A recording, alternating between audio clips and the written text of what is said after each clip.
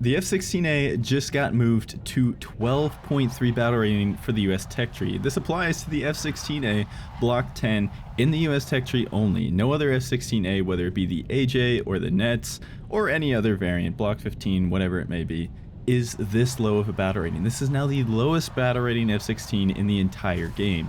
Let me know in the comments down below whether or not you guys agree with this battle rating change. I personally don't really think it should be 12.3. Sure, it does not have any radar homing missiles, but it's an F-16A. This is one of the strongest flight models in the entire game, even going all the way up to 14.0. So the fact that it now fights Phantoms on a regular basis is a little bit criminal in my opinion.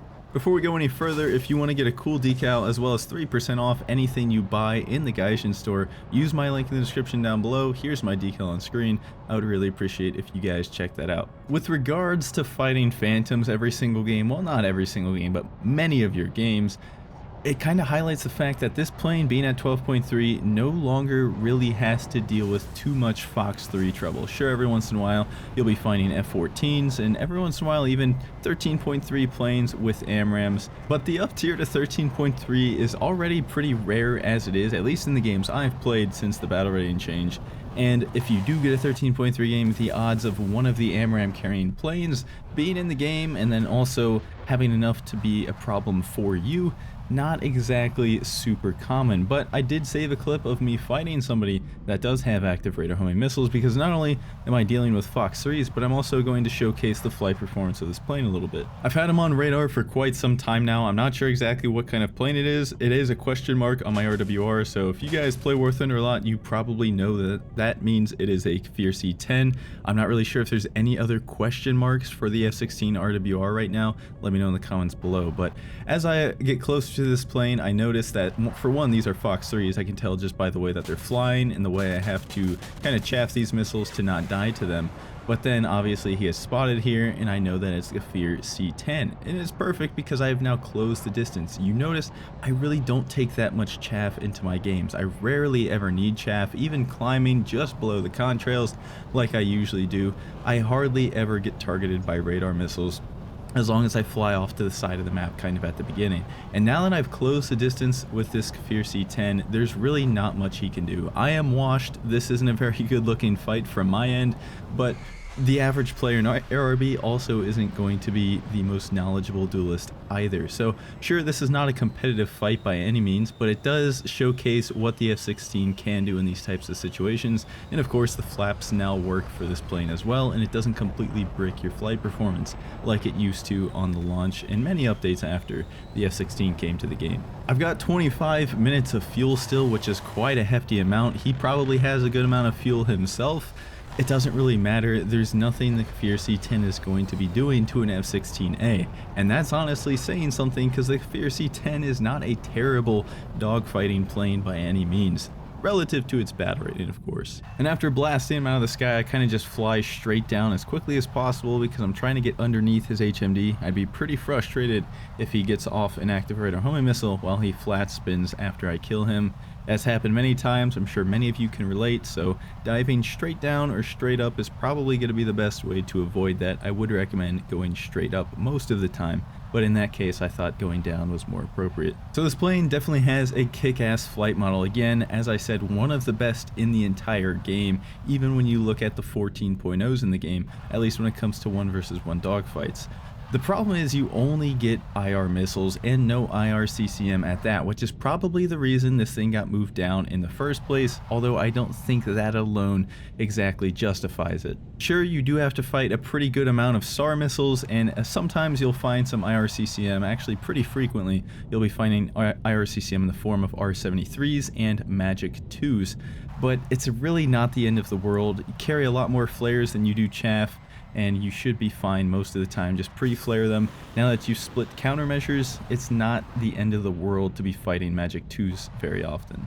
And when you accompany that with the fact that you don't really have to worry about Fox 3s for most of your games, and you can kind of just climb off to the side of the map like I've done in these clips and what I'm doing right now, I end up crossing toward the middle of the map once people start getting spotted. I try to orbital strike as best I can with the AIM-9Ls. Kind of gives you that vibe of old school War Thunder, kind of what War Thunder looked like a year or two ago at top tier.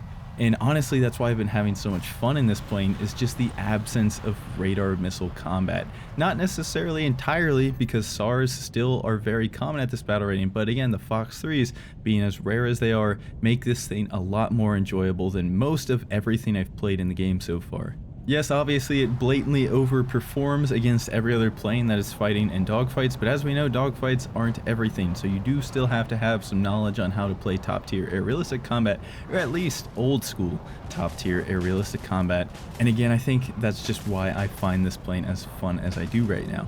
The Mirages are probably going to be your main competitor when you're getting matched up with them, whether it be the Mirage 2000 or the Mirage F1C. Either way, they're carrying Magic 2s. Of course, the Mirage 2000 is going to be more deadly, both in flight performance as well as the fact that it's probably going to be carrying 530Ds. Speaking of Mirage 2000, it's pretty funny to think about the fact that this plane is the same battle rating now as the F-20 premium vehicle in the US Tech Tree, as well as the Mirage 2000 is now a higher battle rating than the F-16A. It doesn't really make any sense, but again, I'm having a lot of fun in it right now, so I'm not exactly complaining. And going back to how we just used to play top tier air, it's all about managing the furball, managing the chaos, trying to find somebody that you just don't think is paying attention, and that's how you're going to be getting your kills. Stay vigilant, keep your head rotating around, looking for incoming missiles, pop some flares once in a while just in case. You never know if there's going to be a long range R27ET or something like that.